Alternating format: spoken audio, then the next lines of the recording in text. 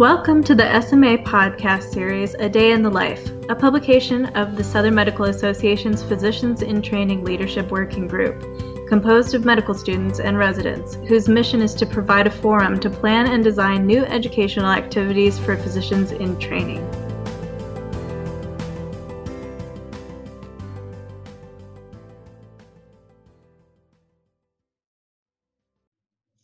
Hello, everyone. I'm Natalie Weiss, one of your co-chairs for the SMA's Physicians in Training Leadership Working Group. I'm here today to introduce our lovely, esteemed speaker, Ms. Rebecca Fabian.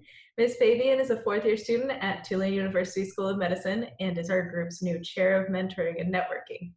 And in the spirit of networking and mentorship, she is presenting today to give some guidance to students who will be in her position in the future. Without further ado, here's Ms. Rebecca Fabian and A Day in the Life of an MS4 in General Surgery. Hi, Natalie. Thanks for the wonderful introduction. I need to add those quotes to my resume, build it up a little bit. I appreciate it. And thank you so much for having me and letting me speak today just about kind of my experience and where I'm at in the process right now. So we'll get started. I have a couple of slides for those of you that are watching this. For those of you that are just listening, that is completely okay. And I will be talking through the whole thing too. So today I'm just going to talk a little bit about my background, what has brought me to this point right now, my journey once I got into medical school, kind of from the first day of first year to where I am now. And then I'm going to take you through what a general day looks like, specifically for me when I was on my sub-internship or acting internship on our acute care service at Tulane.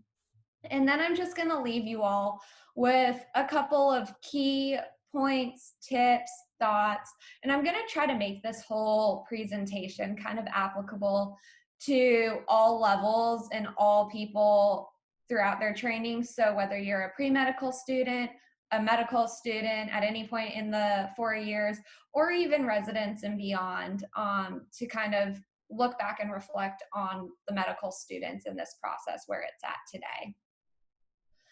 So a little bit about myself. I moved around a whole lot as a kid, but kind of ended up making home growing up in the suburbs of Seattle, Washington, where my family still is today. I went to the University of Michigan for my undergraduate training. I majored in BCN, which was biopsychology, cognition, and neuroscience. And that was really kind of the start of when I was like, maybe I am a scientist, maybe I am okay at this medicine thing. I took 1 year in between undergraduate and starting medical school where I worked in New York for a year, kind of doing a little bit of everything. I was actually the general manager of a gym. I worked in molecular diagnostics for a little bit. So kind of tried to dabble in a lot of different things. And I think that really was a unique experience that kind of gave me a lot of background diversity in what skills I was able to obtain. But it also made me 110% sure medicine was the right field for me, because no matter what I tried, nothing quite gave me that little butterfly in my stomach and that excitement like when I walked into a hospital. So I ended up choosing Tulane to do my medical school training. It's been a wonderful 3+ years, and I am currently applying for a general surgery residency. So we will see where that process takes me. Some interest about myself: I am very active. When I'm not in the hospital or at a desk studying, I will be outside. You can find me anywhere. I will be running. I'm a spin instructor. I love to travel. And fun fact about myself, I like bull riding. How that happened and formed is a whole story in and of itself that we can definitely talk about another time. And this picture here is me with my favorite animal, a hippo. So, a little bit about my time through medical school. I walked in on the first day of my first year of medical school. If you're watching this, you can see the picture on the left here. It's scary, and it's something that I had always considered medicine since I was a little girl. And when you finally get there, it's a little nerve wracking. The field, once you're in it, doesn't doesn't seem isn't what it seems like from the outside. And I kind of just jumped right into it. First year was it was a rude awakening. You're always told as a medical student, oh, just wait for med school when you're with the best of the best, and you were the smartest in high school, the smartest in college, and now you won't be. And while that is true, I think it's a great opportunity to be with some of the best, brightest, most innovative people in the country, and believe it, you are one of them. It might not always seem like it. It definitely didn't for me. I know that the first couple of months I struggled, and not because I felt inferior to my colleagues and my peers, but really it's just this whole new style of learning. I got through all of my high school, college kind of fairly easily. I've studied, I worked hard. I definitely had classes that were harder than others.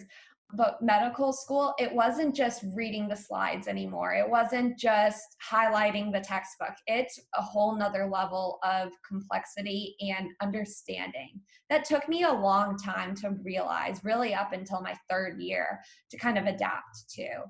And so it's hard, and it's a new lifestyle.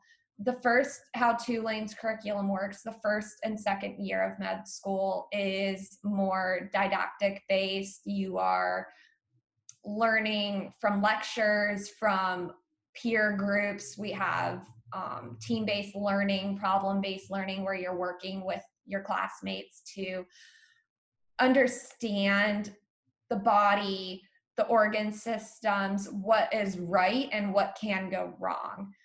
And that was a really helpful 2 years to kind of establish your foundation, really make sure I knew kind of what was going on.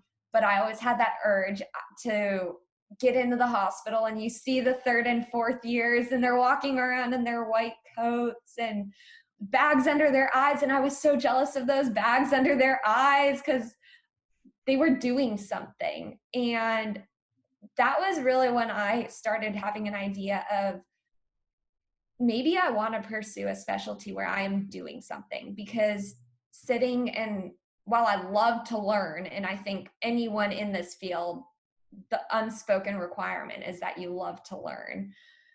I realized I was envious of the long hours.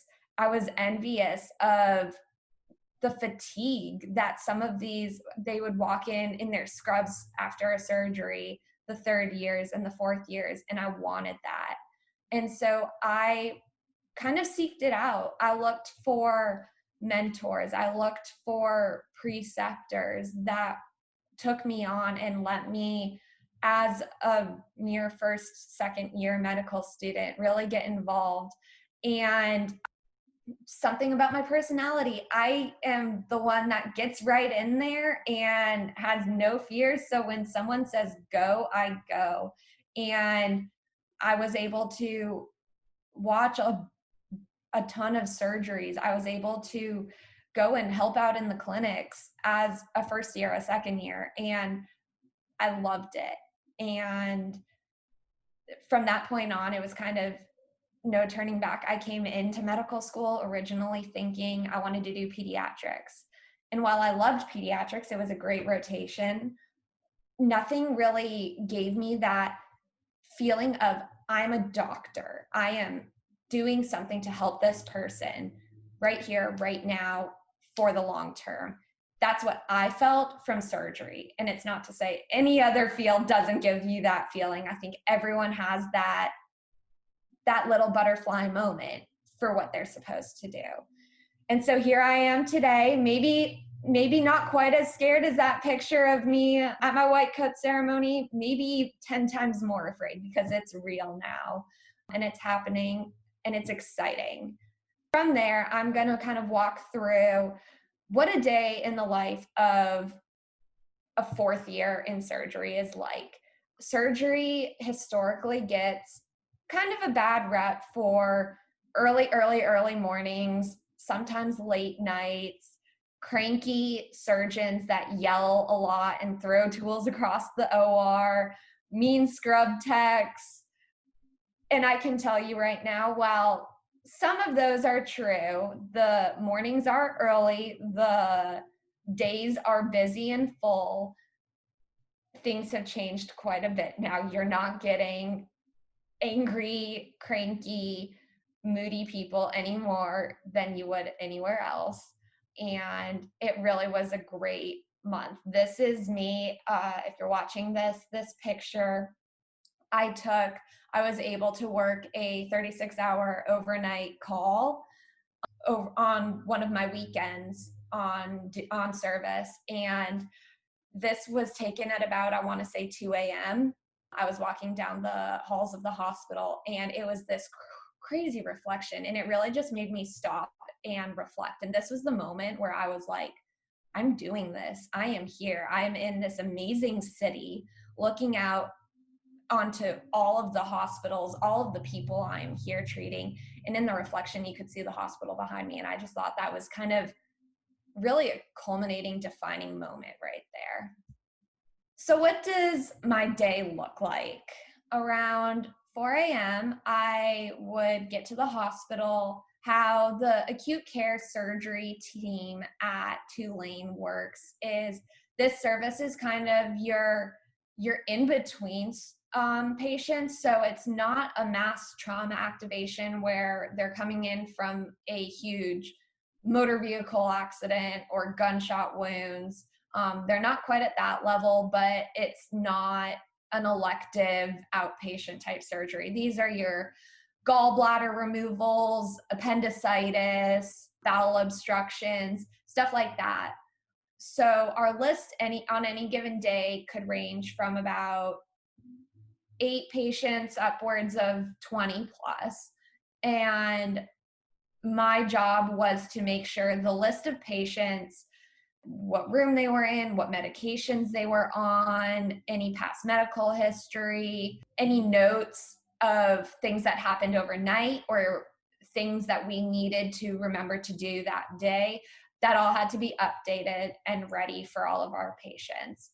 And while this seems like, scut work or that kind of job no one wants to do, it was a lot and it was early in the morning I had to do this, but I really felt that this time, more than any other time during the day, was what allowed me to get to know the patients and really have that valuable information that made me a really valuable resource to the team. And I ended up realizing I knew more about these patients than I thought, because during the day it gets so busy, things get away from you. And when your chief resident looks back and is like, oh shoot, what was their white blood cell count at 2 p.m.? I knew it. And I knew that they had just had an operation. I knew all of this information about so many patients. Around 6:30 in the morning, the chief, the mid-level, the interns would all get together and we would round on all of our patients. That was one thing that I think I took away more than anything from this month, was take all the information you can get from people, but at the end of the day, confirm for yourself.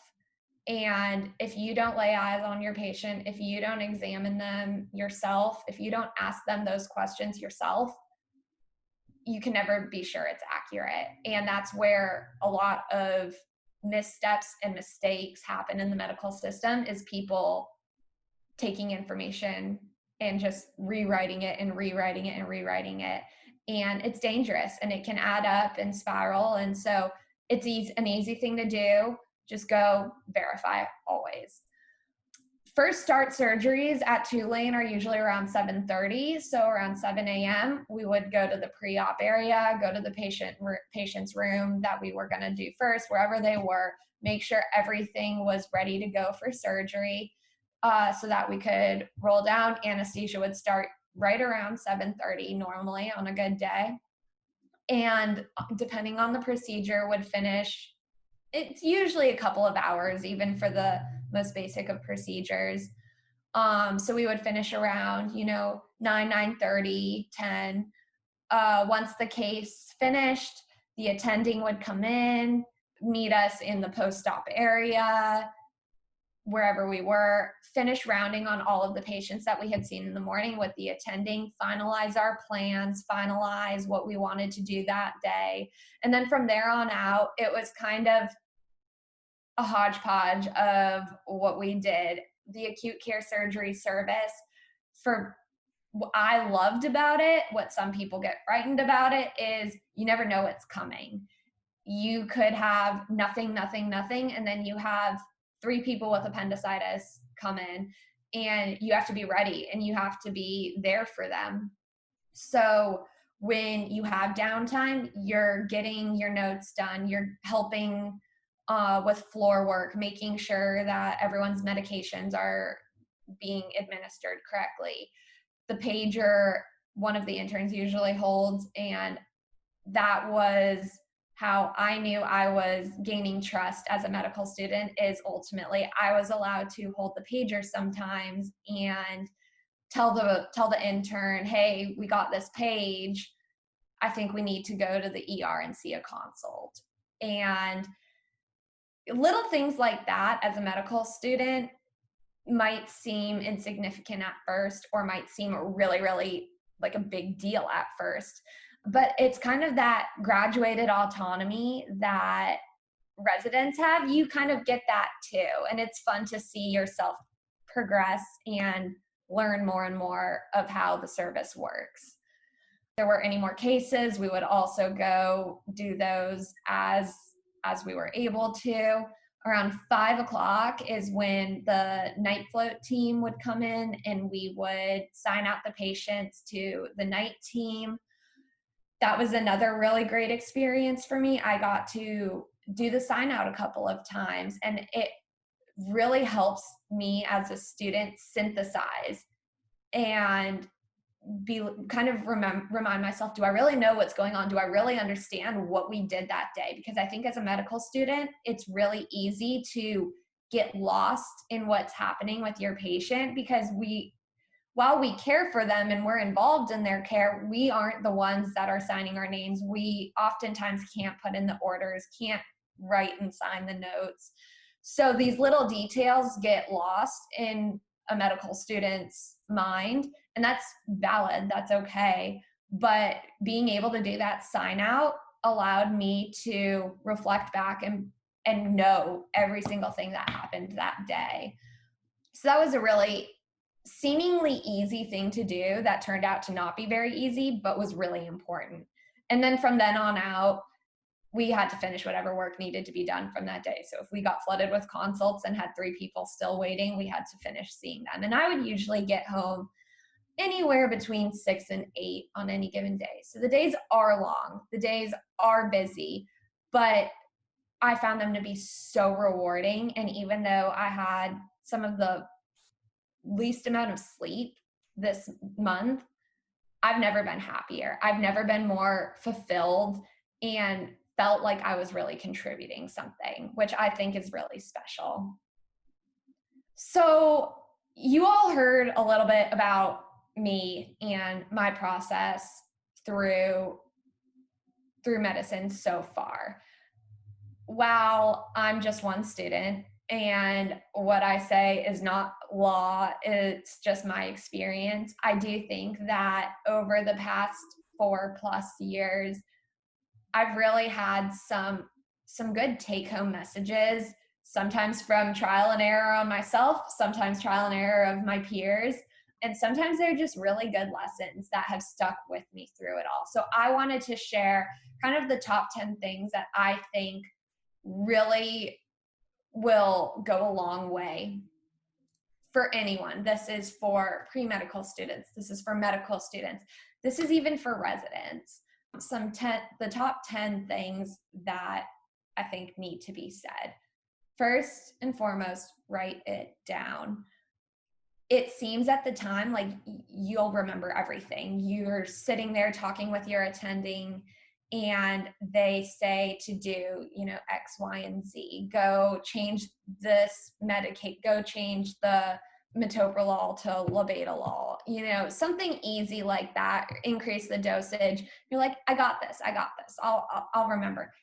So much can happen in the blink of an eye in the hospital, and you'll forget. Just write it down. Even if it seems like it's taking forever and you feel silly doing it, you're like, this is so minute, I don't need to write it down. Just write it down. It will never hurt you in the long run.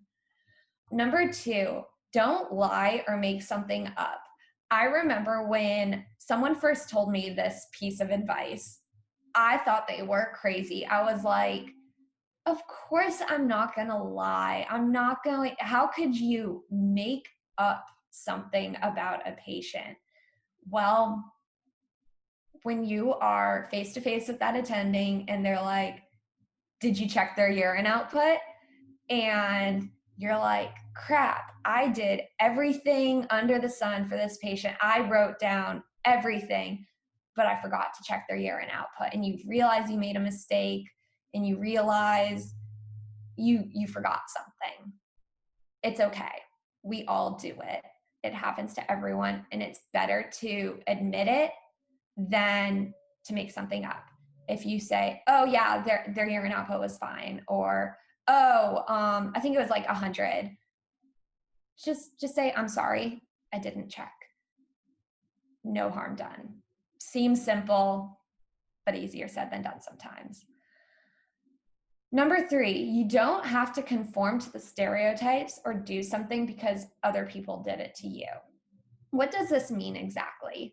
I saw throughout 3rd year people that realized they really liked a specialty. Let's say someone really likes surgery. Well, surgeons are supposed to be mean and curt and kind of short, and they just tell it how it is. And all of a sudden, people would start being the surgeon stereotype. And I'm like, you're a really nice person. You smile all the time. You're really friendly.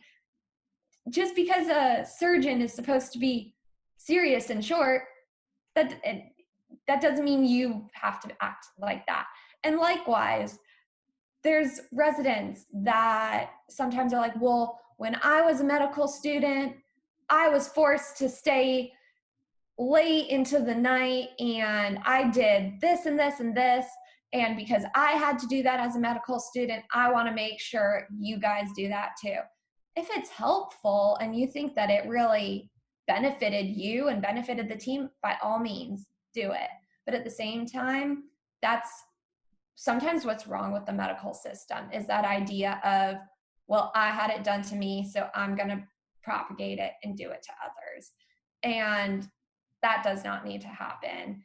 If we experience something that did not help us or did not better the team, don't do it in the future. Make note of that. Make note of what not to do and try to better the system, better the experience for everyone involved. Be a team player. What I mean by this is, for the medical students, for the interns, for the pre-meds, people notice you getting along. People notice you helping the team. People notice you contributing to the greater good. It never is going to help you or the team to throw someone under the bus or to cut someone off in the middle of their sentence because you think you have a better answer and you think that that will get you noticed more. People notice you not being a team player. And so really just be nice. At the end of the day, just be nice. It's going to mean so much more than you being the best student on the team. Number 5, treat each patient or rotation like it's your family. And what I mean by this is treat everyone with respect, treat everyone with the care they deserve. It's really easy when it's 8 o'clock at night and you've been at the hospital for 17 hours and you're tired and you just want to go home, and you get a call and it's your patient saying, my stomach hurts or I'm nauseous. And you're like, oh my gosh, they're fine. No, if your mom was in the hospital, or your sister, your brother, your dad, and it's 8 o'clock at night and their stomach hurt, you would want that doctor to come see them. Likewise, if it's a rotation, you're like, I really don't like neurology. Neurologists are great, just using it as an example. But I really don't like neurology. I really don't like the brain. I don't want to deal with stroke patients. I don't want to do this rotation. Well, first of all, this is the only time you're ever going to get to do all of these rotations. You will never get this experience again. So that right there is an opportunity unlike any other. And these are still your patients. Even though you don't like neurology, or you don't like OBGYN, or you don't like surgery, people still need you. And these are still OBGYN, neurology, surgery patients that need help. So just treat them well. Always introduce yourself. This seems silly, but in a hospital, there are so many moving parts always, and people change daily, hourly. And it seems kind of silly, but whenever you approach someone, just introduce yourself. Hi, I'm Rebecca. I'm a medical student. I'm with the surgery team. It seems silly, and they might be like, I don't care, or they might say, okay, but it is always good to introduce yourself, because a lot of the time, I've done this too. You'll approach someone and I'm like, I don't care if they really know who I am. I'm supposed to relay a message. And I get through my whole spiel. They're like, well, who are you? And I realize they haven't listened to a thing I said, because they just don't know who I am. So just introduce yourself. Keep bars in your pocket. Don't put them in your bag. Sometimes you won't get back to your bag for 5 hours and you're really hungry. Keep bars in your pocket. It prevents the hangriness. Those Snickers commercials that where people get hungry and mean, it happens. Number 8, just go with it. Weird things happen sometimes, and things do not go according to plan, as we have realized with 2020 in general. I think if anything, 2020 has been a great example of just go with it. Things don't go according to plan. Sometimes you mess up. Sometimes you get things right you didn't expect to get right. Just go with it. Smile, nod, get better at what you can get better, acknowledge what happened, and keep going. Coffee is key. That one's for myself. I learned that about myself. I'm not addicted to caffeine. I just really, really, really enjoy it. We'll go with that. And then this wouldn't be a surgery talk if I didn't end with the golden rule of surgery, and that is eat when you can, sleep when you can, and don't mess with the pancreas. So to kind of sum up, that is a little bit about myself. That's a little bit about my experience so far in my, albeit short, seems long, but probably in the grand scheme of things, short 4-ish years of medical school, and lessons I've learned and wanted to share with you, so that hopefully you all can have a little bit of an easier time with your journey in the future. And so, Natalie, thank you for having me. Thank you for giving me this opportunity to speak with everyone. And if there's any questions you have on behalf of the SMA, I'm happy to answer anything. Absolutely. I've got quite a few questions that I'd love to ask you right now. I'm so curious. And thank you so much for that wonderful presentation. I think that everyone will learn quite a bit from your experience. So I wanted to start off with, you talked a lot about your trip from pre-med to first year to fourth year and how you've grown so much. If you could talk to your pre-med self, are there some pro tips that you might give for them, maybe applying, or their attitude or things like that? Yeah, if I had to look back and kind of talk to my pre-med self, I think the number one thing is to tell myself, just keep going. This whole process, it's a marathon. It's not a 5K. It's not a half marathon. It's an Ironman. And it's hard, and you'll have good miles, you'll have bad miles. I talk about that with my family all the time. I'll have a bad day or a bad month or a bad exam, and they'll be like, Beck, this was a hard mile for you. This was an uphill part of that marathon. You'll get to the downhill part of it eventually. So if I had to look back at myself, just knowing that it's okay to struggle and it's okay to have ups and downs. And this path it seems like everyone else around you is handling it beautifully, and that you shouldn't be struggling and you shouldn't be working hard, and you feel like you're always scrambling and barely treading water. And that's okay. And just keep your head up. It's hard, but put a smile on your face and keep going, sometimes one day at a time, and it will be okay. And you'll get there. And I even am telling myself this now throughout this residency application.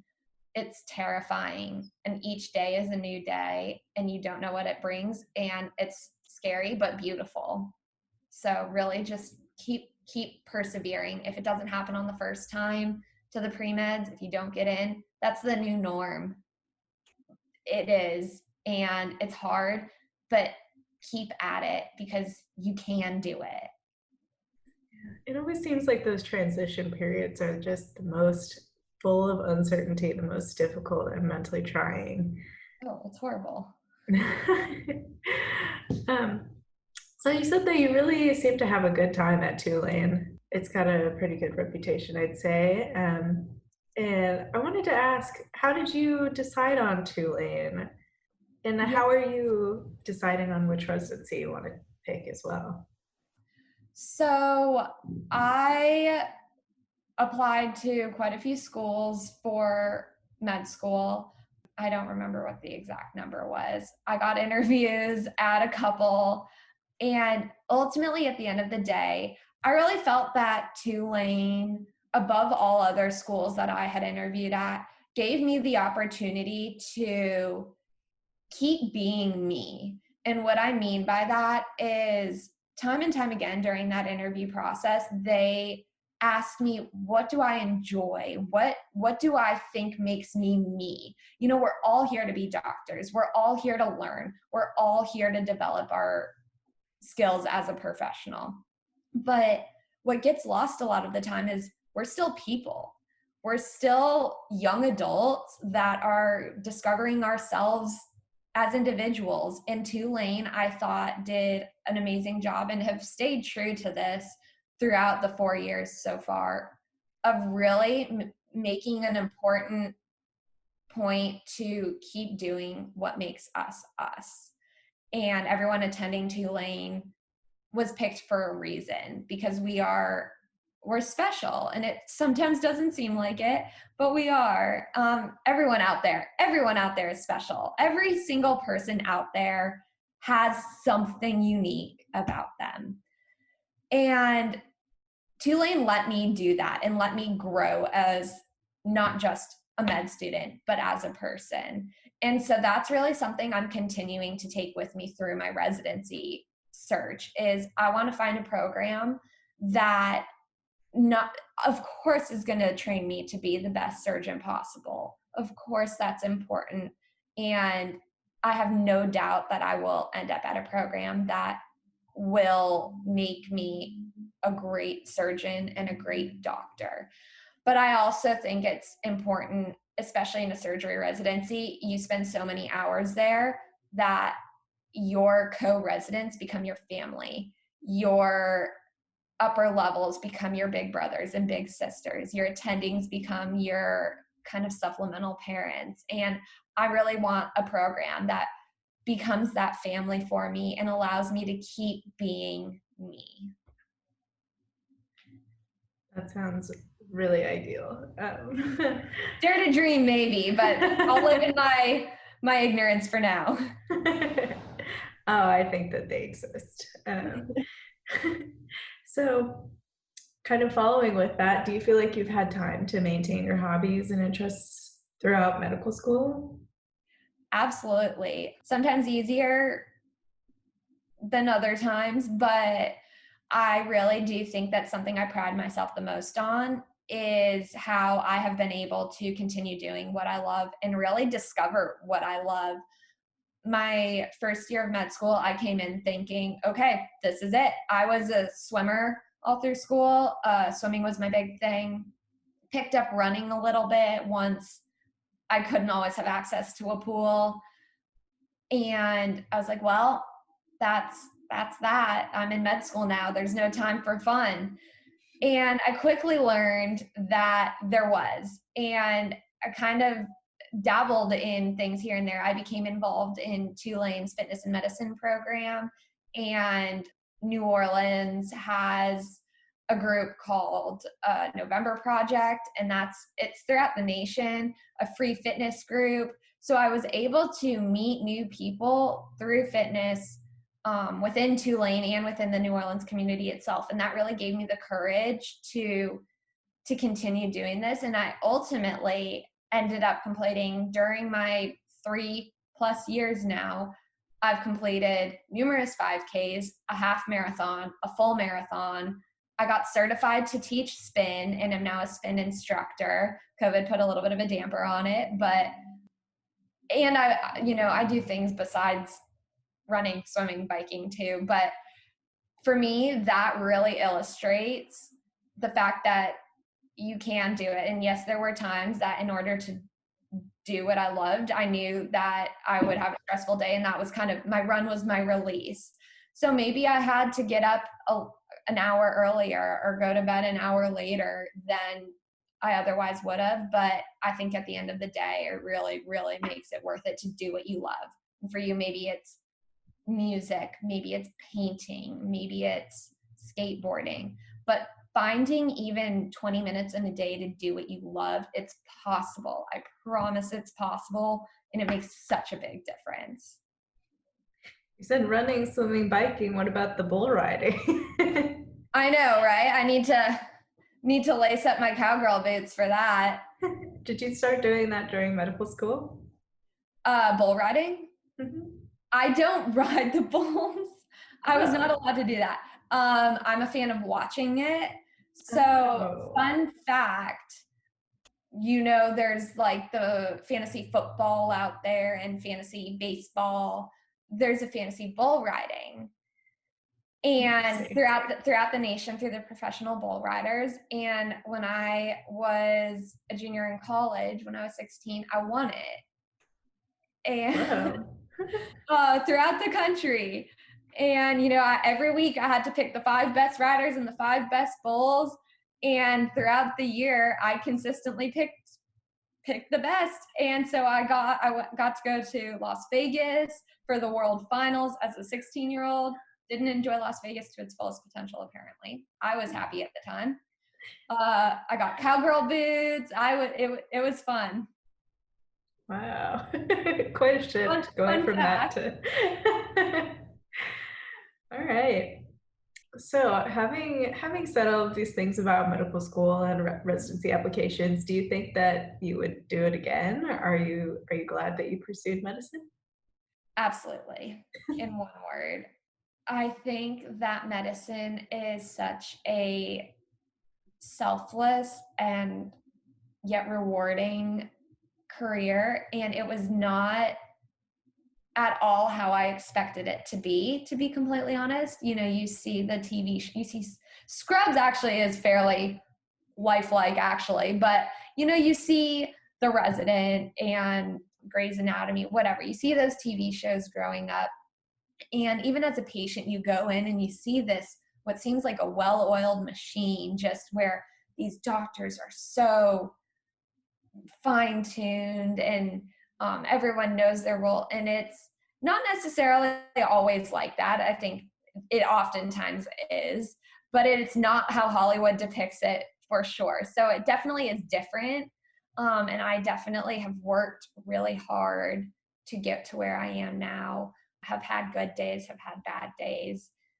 But at the end of the day, like I said, I still, every time I walk into that hospital, I get that butterfly feeling in my stomach, and I leave and I'm like, wow, even as a medical student, I just made a difference here. I went in there and helped change somebody's life, hopefully for the better. And I think that through all the struggles, through all the work, through all the stress, it is 110% worth it. And I'm so excited to keep pursuing this and continuing this journey and really making an impact on not just surgery, but medicine in general. All right. Thank you so much, Ms. Rebecca Fabian. I've really enjoyed hearing your story today. And with that, we reach the end of our day in the life presentation for today. Thank you, everyone, for keeping up with the Physicians in Training educational materials. There are thousands and thousands and thousands and thousands of resources out there, and you've chosen to listen to this one. For that, you have all of our appreciation. If you've enjoyed this presentation, please like, share with your friends. I'm sure it'll spark some great discussion. And if you didn't enjoy it, you can submit complaints at www.com. Please visit sma.org for more information on our organization, become a member of the SMA Physicians in Training group, or follow us on Facebook. Until next time, everyone, thank you for coming. Thanks, everyone.